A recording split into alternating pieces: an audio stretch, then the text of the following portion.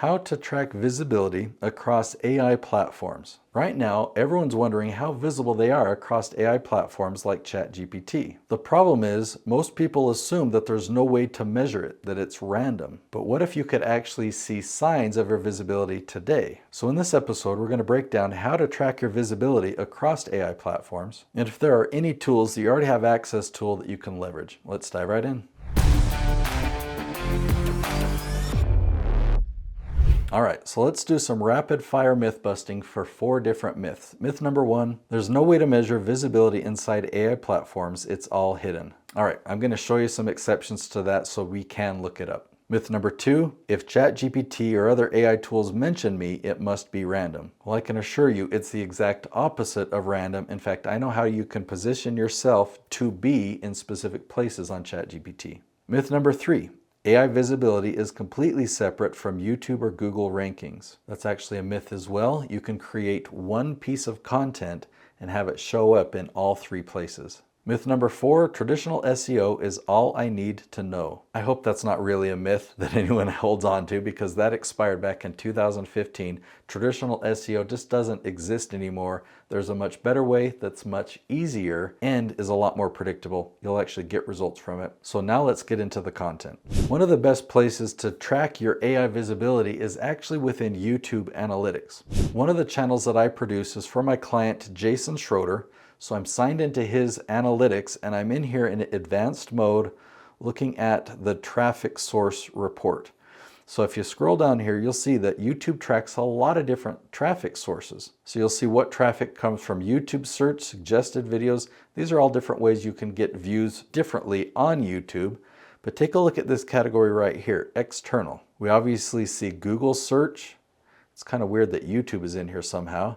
But look at the next one. ChatGPT. And ChatGPT usually appears twice, so there it is again. That's just one example when people are doing research on ChatGPT that they're recommending a YouTube video, and the number that we track there in YouTube Analytics is full views that have come from ChatGPT's recommendation. So there's other ways that it could recommend you as well. It might tell them your name. It might tell them your website. It might send them to your blog. So because Google, YouTube, and ChatGPT are so interconnected, YouTube's really the only content platform that's worth mentioning that is indexed. So when we create content for our clients, we'll do the filming and editing for content like this that's searchable. We make sure that we're not just filming videos for them, but that we create strategic content that has long-term visibility and is going to generate leads. Now, there's a difference between brand visibility and topic visibility. If you're searchable by your brand or by your name, that's actually not that big of a deal. If you have a common name or somebody else is famous that has your same name, I mean, that could be a challenge. But most of the time, if people type in your name, it's really easy for them to find you. It doesn't really take a lot of work. But that's not that valuable. If they already know your name, then the hard part's been done somewhere else. The hard part is getting in front of new people who've never heard of you before but need you.